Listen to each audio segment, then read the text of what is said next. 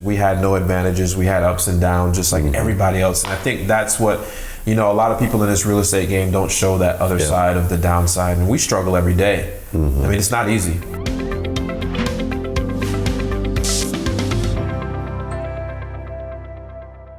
To the comment I want to have with you guys that success in life isn't alone, right? Success in life isn't lived solo. You can live it solo, but I think the best stories and the best successes and the best stories of love, success in money, success in all that stuff happen with people. And I was just so inspired when I've been following you guys for a while. And of course I saw Tony in some of the stuff, but I never had the context for kind of what was really going on there. And just the brotherhood and the friendship and just all that you guys have gone through, successes, ups, downs, the whole thing. And so when Tony and I were talking yesterday, I'm like, man, I want to unpack this some more, because number one, I love story, and I love the stories on how did someone get to be who they are today. And it's not just how did someone do X amount of deals and make millions. That's cool. Like that's a story that everyone wants to hear, and everyone wants to hear how it happened. But I love the backstory. I love let's take it back 5 years, let's take it back 10 years or whatever it is, and figure out what was it that made Max and made Tony 2 years ago when Max was broke. And it sounds like you were kind of at a high 2 or 3 years ago, Tony. We'll unpack that. I don't want to put words in your mouth. But what made it to where finally something clicked, and then you guys are on the upswing now? That didn't happen 2 or 3 years ago. That happened 10 years ago. It was the stuff you guys were learning and pushing together. So let's take it back a little bit. First of all, just really quick, what's your guys' relationship like? How did you guys come together? What's your relationship, so people know? We met, I can't remember the day we met. One, I know we played Pop Warner football together as kids, and we lived in the same neighborhood. And we had a neighborhood that had a park in it, and it was a pretty decent neighborhood. So he was always like, I was a goofier kid. He was more always the athlete. He's always been a big guy. Yep. Not always. He had a spurt in high school where he was like he would get picked on, and then one day he woke up overnight and he was like, oh, Hulk. This big dude, yeah. Yeah. I don't know what he ate that night. I'm a small guy, and I go shake his hand. I'm like, yeah. So we met probably at 12 years old, 11 or 12 years old, and we had we were on the same football team. My mom was single at the time. I think his dad was single at the time. They would my dad would hit on my mom at football practice and that type of stuff. So it was just cool. It was just fun, man. It was a cool relationship. And then we went to the same high school and everything together. I love it. And we'll get into this a little bit. But you played in the NFL for a bit, and there was, when we were chatting yesterday, there was a story there which I want to unpack here in a bit on how Max was a part of that. But kind of what were those high school years like? So you guys, it sounds like your parents got together. Sure. You're a family unit now, but what was the next 5 to 7 years like? Really, it wasn't that our family got together. Yeah. Max and I just were super close friends. Cool. We were on the same football team, so the camaraderie and just going to football in a small community, in the area. Yep. We won a lot of African American guys, so we most of the black guys all played sports, obviously, in that area. Yeah. We just all hung out together. So we made it just about just being friends, and it wasn't, you don't look back and you don't look forward at the time and say, hey, look, I'm gonna have a long lifetime friend and turn into a business partner and grow those things. But we just naturally just kept gravitating around each other. I think mindsets were always similar as far as wanting to have success. Yeah. And that's hard. Like I remember a lot of my high school friends love them to death, but it's really hard to talk about future goals, success stuff with a lot of people that we grew up with. And it was crazy because we did things. We were always together, but we did things apart. Yeah. If that makes sense. Yeah. So when I would do business stuff, he would do another business thing. He would win, I'd be losing, and it's been like that a lot. And I went off to the military at 17. Yeah. So then, he went to college. I wasn't smart enough to go to college. I didn't have the GPA, nor did I take the SATs or any of that stuff. So, was that because, what was the reason there? Were you just not applying yourself, or what was the whole situation there? I have dyslexia. Okay. So in high school, I didn't know what it was, but I seen numbers and letters backwards, and I didn't read my first book till I was 30. So that's like 3 years ago. Yeah. So it's like, for me, growing up, I was just a terrible student in that structure frame. I knew a lot. I was smart, but I was bad at taking tests. Didn't do my homework. But I was a great student. You know what I mean? Oh yeah.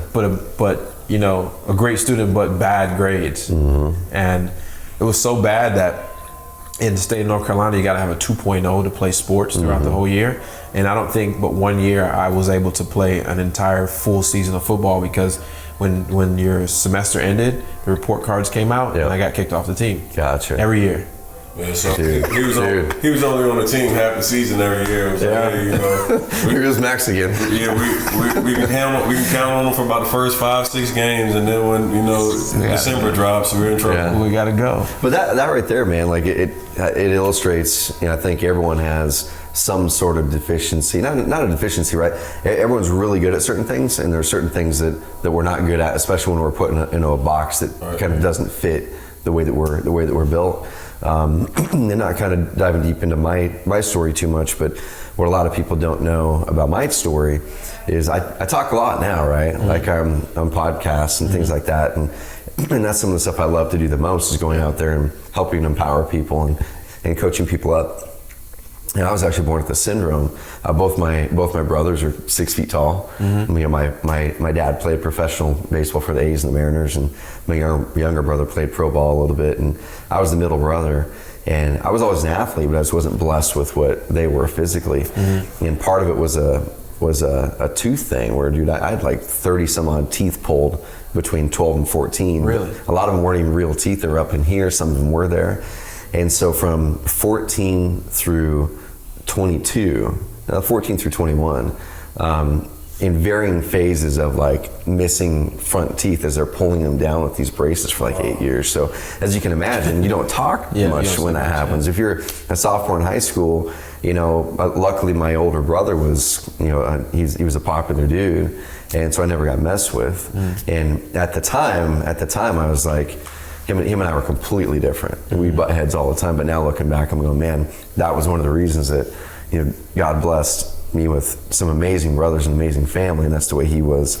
And it really helped me, and I didn't appreciate it at the time. But it wasn't until the teeth started to come in that I'm like, man, I'm going to go find my voice now. Yeah. And so after high school, and you got out of that box that didn't suit you, and you went off to college. Where did you go to college? I started off at Winston-Salem State, so it was a local college in our area. Yeah. I actually went there for my first 3 years, and then my final season I transferred to Carson Newman College in Tennessee. Cool. Yeah. Sweet. And you're in the military at that time? Yeah. Okay. Yeah, so I can see and watch what he was doing. Yep. And then I was off doing what I was doing in the military. So let's fast forward the next 3, 4, 5 years. So what happened in college? I know you somehow made it into the NFL, and then what happened after military? So after my term in the military, he was just getting out of college. I was just coming back home. My first active duty, 4 years. It was actually 3.5. And he was preparing to go to the NFL. Sorry. And you tell that side of the story. I think it's probably better for you to tell what happened and what didn't happen. So obviously the draft's a big deal, and you're trying to get prepared for the draft, and everybody's trying to be their best. I remember that too. And I ended up going to Florida and having a trainer where we trained there for about 2 months. I came back into Winston-Salem. Max had a house. I was virtually homeless at the time. So there I go. I was winning again. I was a realtor. Yep. And I had a part-time job at Dell using my military credentials as a security chief that was in charge of a lot of the logistics for the computers moving. Huh. Yeah. Crazy. Huh. So at the time, Max has a house, and at the time I didn't have a great relationship with my father. So I wanted to be in the area because I was doing my pro day in Winston-Salem.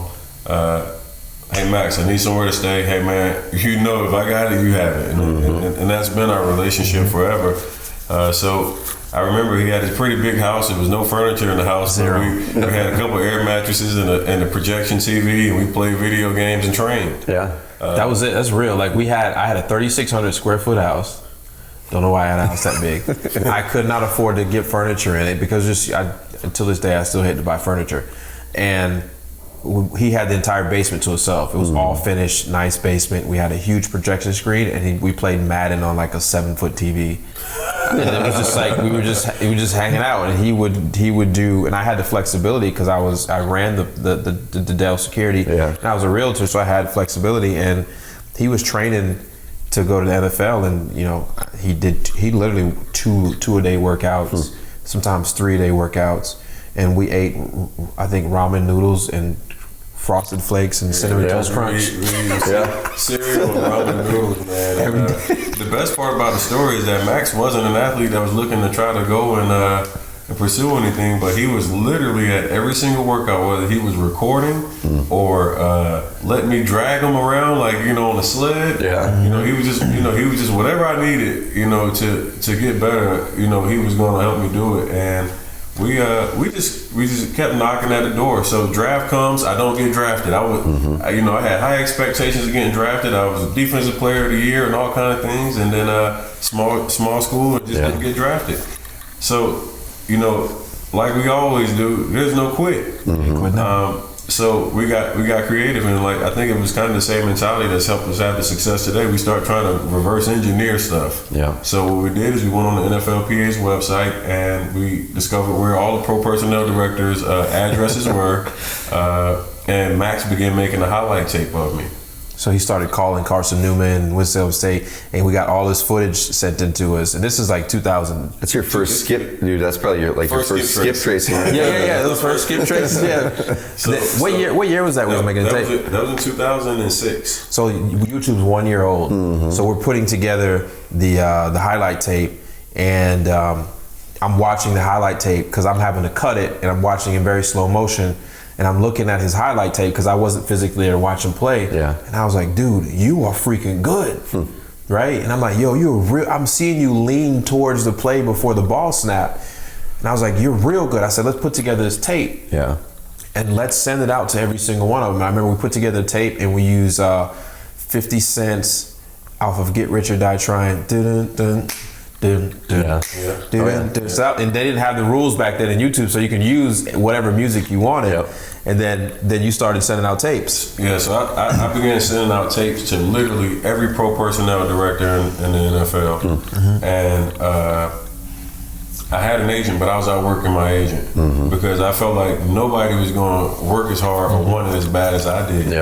And we ended up getting these tapes out, and check this out though, before you do that, we had envelopes that were all different colors so that when they got to the pro personnel, it stood out, like how they have these different color envelopes when they're sending postcards and stuff out. So we were doing that back in 2006 just with NFL pro personnel directors. And so we would send like a big purple envelope or a big orange envelope to a team so that it stuck out from all the other mail. So we're calling a bunch of people getting shot down or just currently don't have the availability, or basically a whole bunch of no's. Nobody's watched it, whatever. One day I happened to get one of the pro personnel directors on the phone, Will Lewis. He was a pro personnel director of the Seattle Seahawks. And I basically was like, hey, Will, man, if you look at the first 30 seconds of the tape and you don't like it, I'll never call you again. And he was like, man, I'll take a look at the tape and I'll give you a call back. I was like, no, dude, please, just, while I got you right now, check it out for me. I need this, man. And he was like, all right. And I heard him open up his DVD drive because it was back then it was old school. I heard it drop in. And at the beginning, when I heard that beat drop, I heard 50 Cent come on. I said, their ass is mine. It was gold at that point.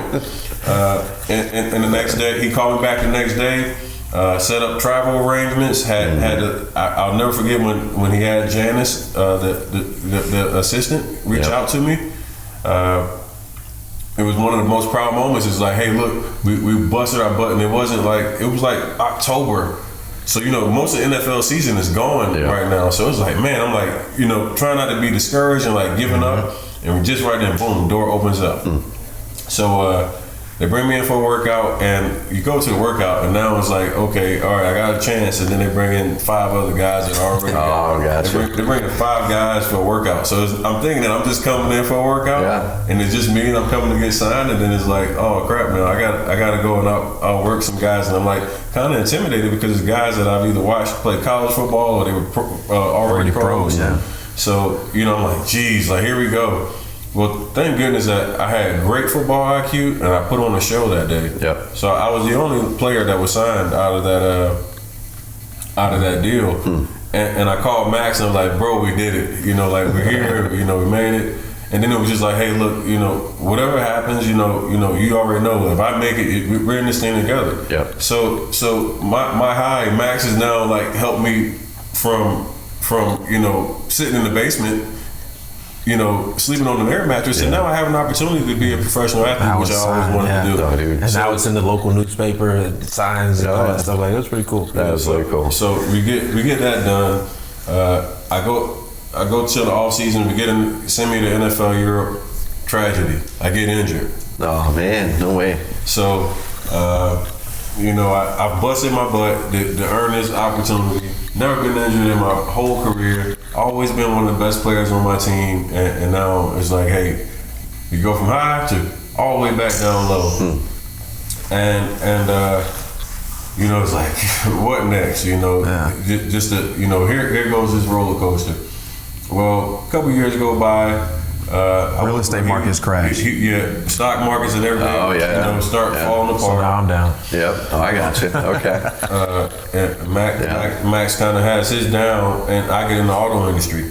Mm-hmm. And he's crushing it now. My sister works for Rick Hendrick Automotive Group. Yep.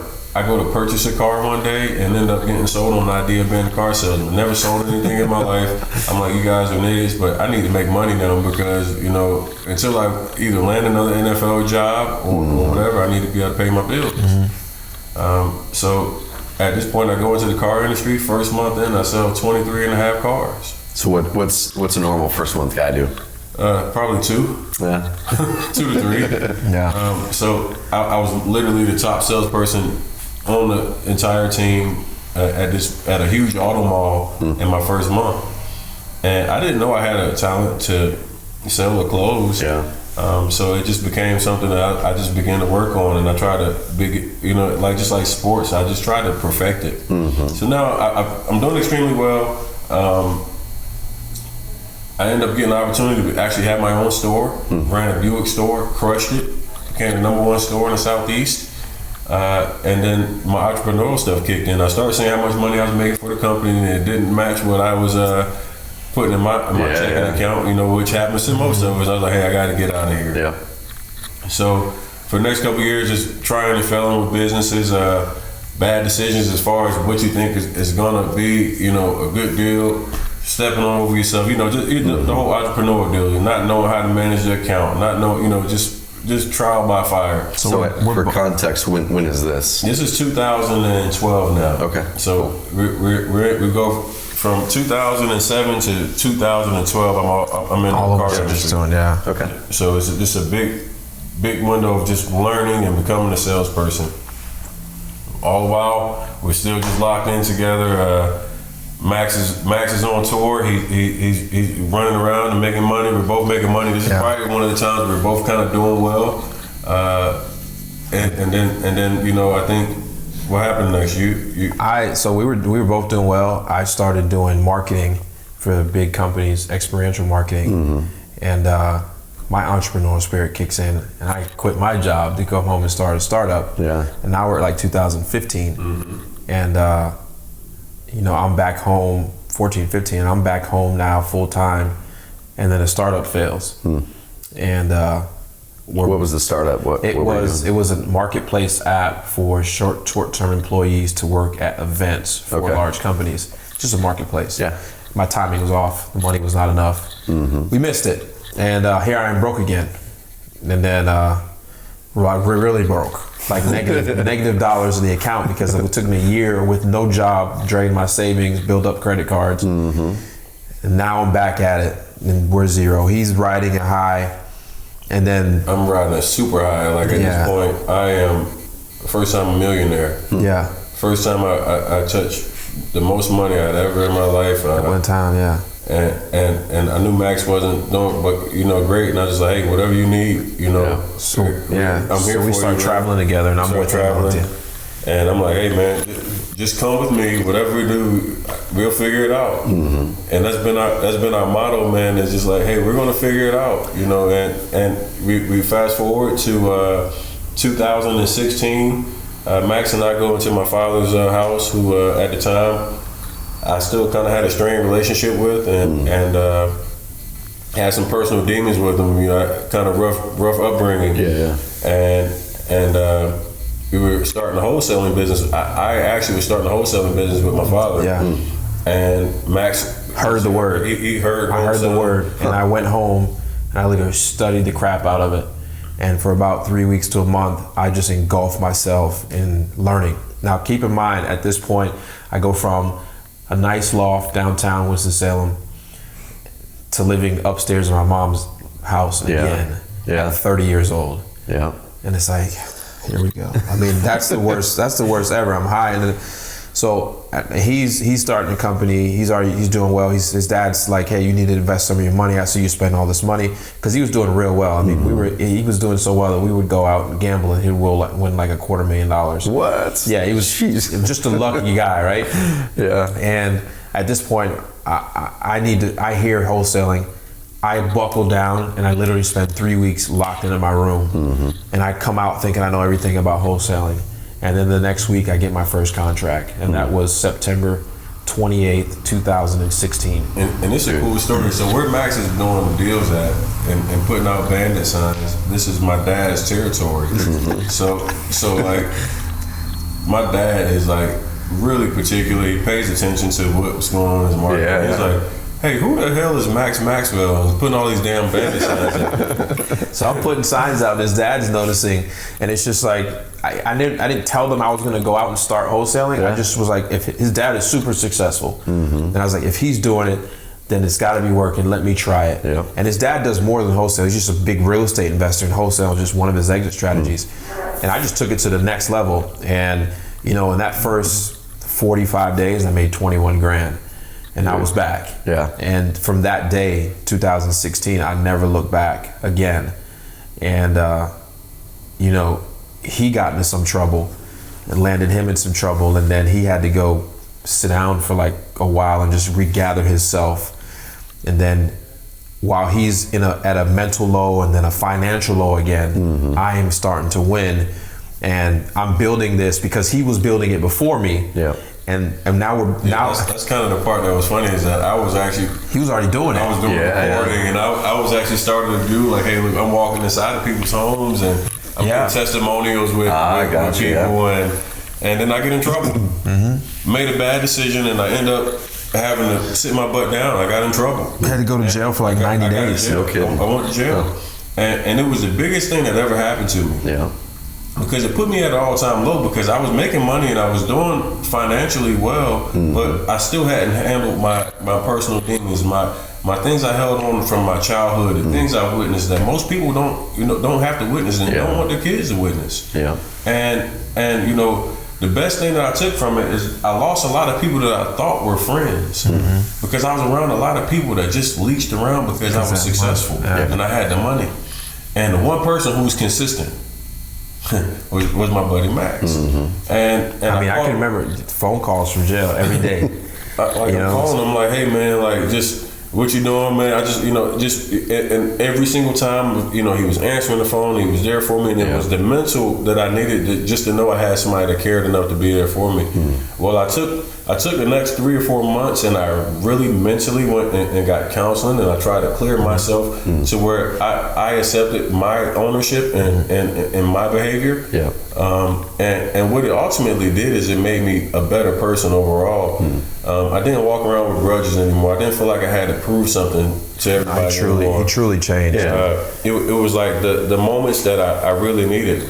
And at the time, Max was starting to do deals, and he was doing extremely well he's just always been great at creating content and creating ways to be able to find people. So he was finding deals creatively. So he's making money. And one of the challenges he had was, hey, look, I'm really good at finding all this stuff, but I need to get better at closing the deal. Yeah. So he's like, hey man, let's figure out a way that we can make this all work together where we both can benefit from it. I was like, bro, like anything that you need, we'll figure it out. And it's crazy because then we just started doing more and more deals. In my first year in the business, I made a lot of money, but I spent a lot of money on trying to duplicate what gurus were telling me were the things to do. Even though I made it the non-traditional way through wholesaling, I started mailing. Started doing things to be like, this was the thing to do. I started spending money on stupid marketing things, and then eventually I doubled down on just the phones, and then it became the thing that single-handedly took me over that loop. And when I hit that $1 million threshold, my mind changed and everything was different. Oh yeah. So when we got back together, after he was going through his things, we got back together, and I'm like, it's the same place you left off. Here you go. Take the reins and run with it. And we've been doing it ever since. And during that whole time he was doing counseling and stuff like that, I wouldn't share too much with him what was going on because he had to be in depth into that counseling, right?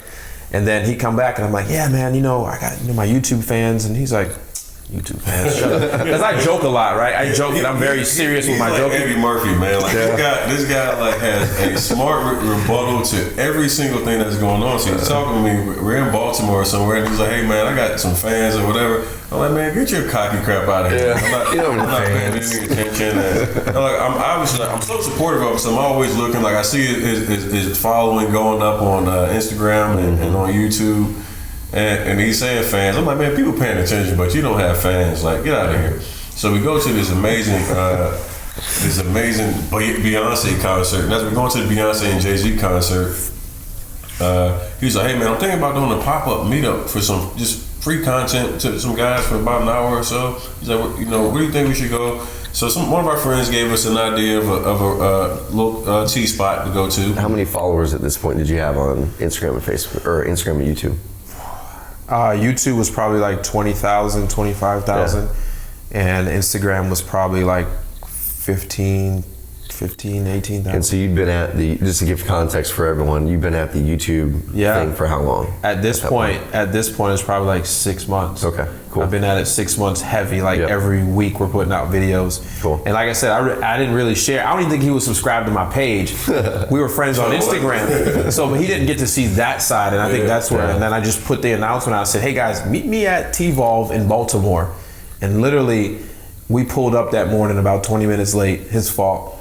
And then I was playing Fortnite. Yeah. We pulled up 20 minutes late and people are clapping and it's like 40 to 50 people standing outside. I'm like, and this still gives me chills, like thinking about it. Like when we walked up there, man, like I get emotional about it because like, I'm like, I'm an athlete. So I'm used to seeing like people have like reactions when you come in and you're an athlete or you're some sort of celebrity. And then I see these people like, I'm driving and as I'm pulling up, I'm like, dude, there's a bunch of people standing outside. Yeah. I'm like, there's no way all these people are like here to see your ugly butt, man. I'm gonna tell you that right now. So we're joking about it, and like we get out the car, and like people start clapping, and like, oh my God, it's Max, and I'm like, are you kidding me? Like, it was just like mind-boggling to me to see like what he had built as a brand.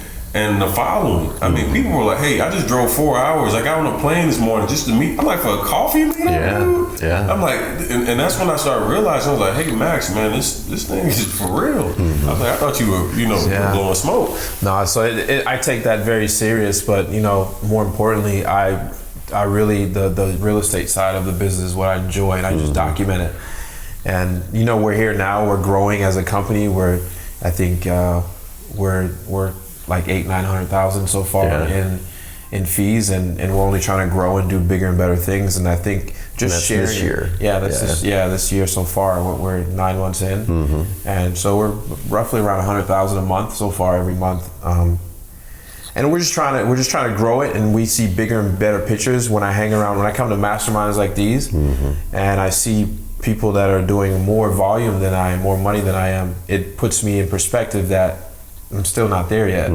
I got to strive for better. So we're just building and we're sharing with the community how easy it is, or if you want to do this, it's possible. If we can do this, then you can do it too. It's because we had no advantages, we had ups and downs, just like everybody else. And I think that's what a lot of people in this real estate game don't show that other side of the downside, and we struggle every day. I mean, it's not easy.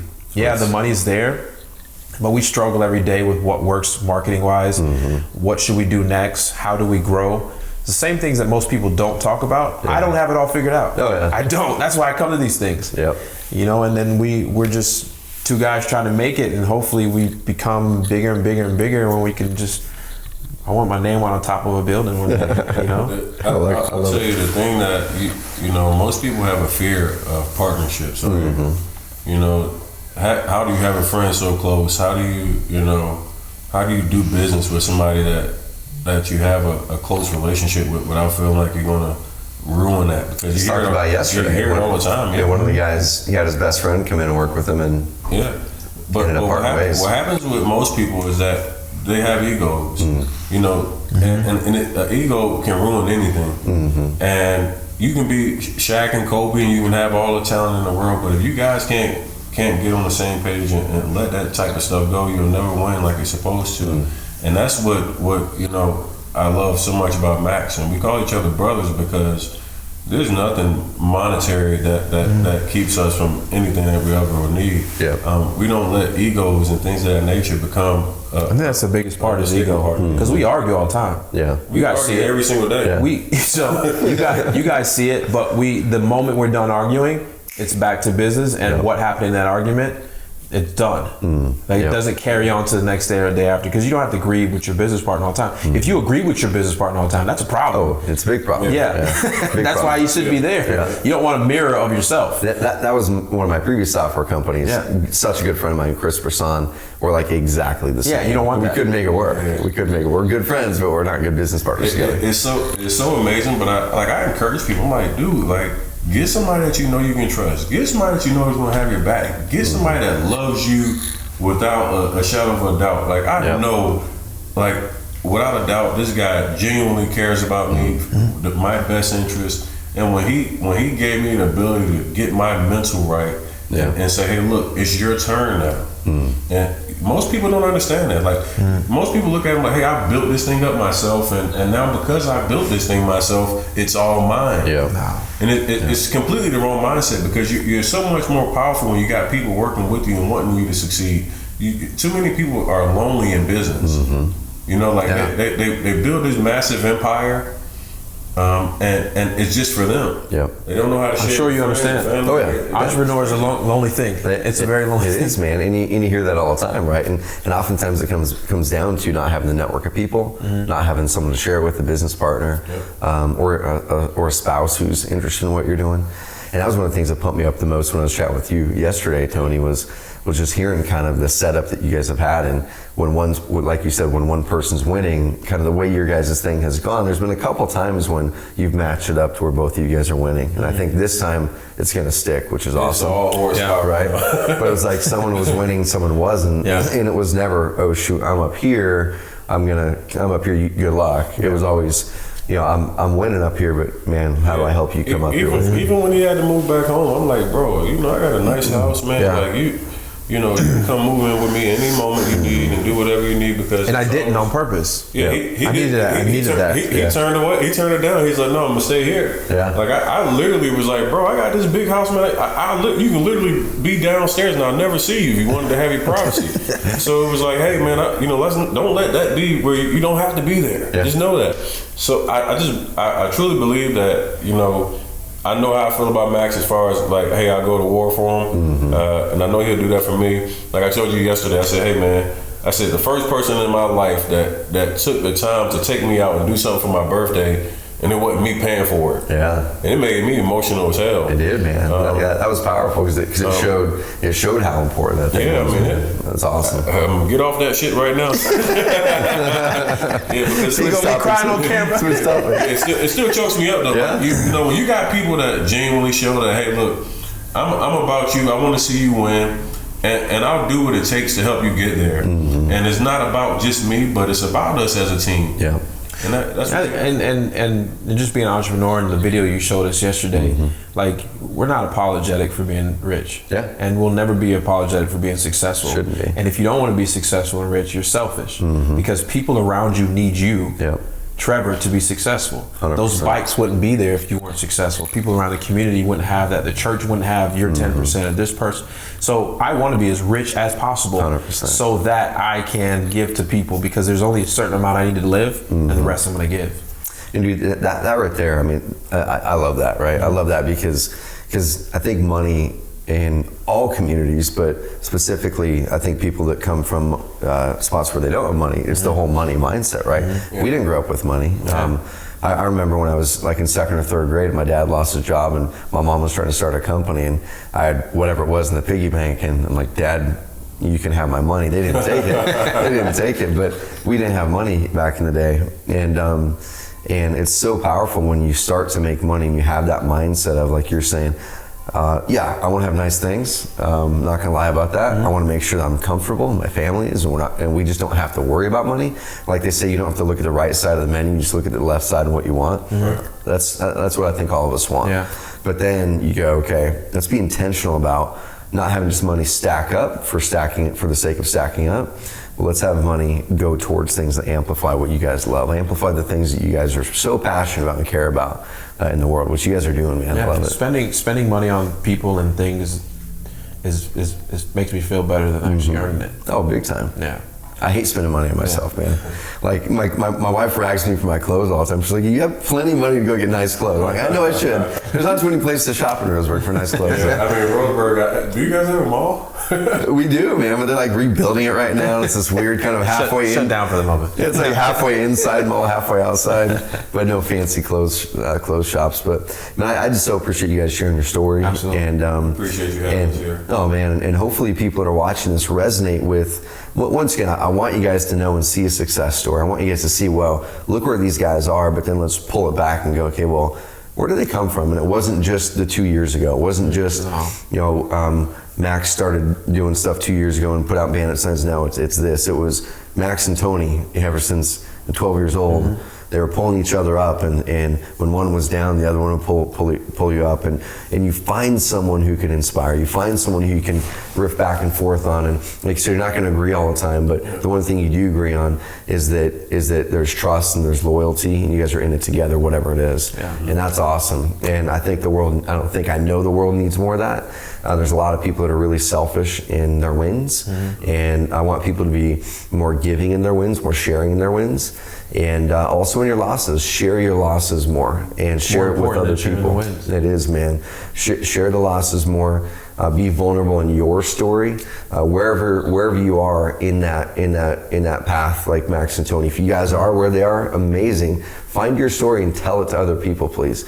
If you're in a spot where you're kind of towards the downside, which we've all had that. If you're in that trough right now, use this story as inspiration to go, man, these guys did it. Let me follow their path. Let me stick with it. Let me not stop. Let me be creative. You guys were creative multiple times, making some stuff happen. You didn't just give up. When you didn't hit the draft, or you didn't just give up when your startup failed. You guys picked yourself back up, got creative, and figured out something else. So many people give up way too early. You got to get around people who won't let you give up and be creative, and just don't be okay with having a mediocre life. Don't be okay with living mediocre. Don't be okay with not having the financial success that you deserve if you would just surround yourself with the right people. The finances isn't what life's all about. It makes it a lot easier, and it helps you really amplify the impact you can make in the world. So I appreciate the heck out of you guys. Awesome. Thank you. Telling your story. Yeah, man. Thank you so much. I love you guys.